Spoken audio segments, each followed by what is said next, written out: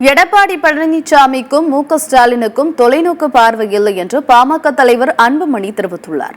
சேலத்தில் தேர்தல் பரப்புரையில் ஈடுபட்ட அவர் பனமரத்துப்பட்டி ஏரி புனரமைப்பு நிதியில் ஊழல் நடந்துள்ளதாக குற்றம் சாட்டினார். சேலத்தில் அதிமுக ஆட்சியில் கட்டப்பட்ட 2 மேம்பாலங்களும் இன்னும் 10 ஆண்டுகளில் இடிக்க வேண்டிய சூழல் ஏற்படும் என்றார். எடப்பாடி பழனிசாமிக்கும் ஸ்டாலினுக்கும் தொலைநோக்கு பார்வை இல்லை என்று கூறிய அவர் இருவரும் அரைச்ச மாவையே அரைப்பதாக தெரிவித்தார். காலநிலை மாற்றம் குறித்து எடப்பாடி பழனிசாமிக்கோ ஸ்டாலினுக்கோ ஏதாவது தெரியுமா என்றும் அன்புமணி கேள்வி எழுப்பியுள்ளார். இது முன்னாள் முதலமைச்சர் எடப்பாடி பழனிசாமி அவருடைய மாவட்டம். இது அவர் முதலமைச்சராக இருந்த நேரத்தில் இந்த மாவட்டத்தை வளர்ச்சி பெற எவ்வளவு திட்டங்கள் கொண்டு வந்திருக்கலாம். ஆனால் அவர் செய்தது சேலம் நகரத்திற்கு 2 மேம்பாலங்கள்.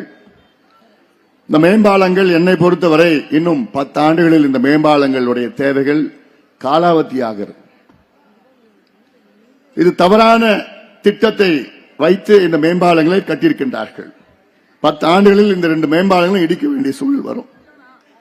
கொள்ளை அடிச்சு வச்சிருக்காங்களே திமுக அதிமுக.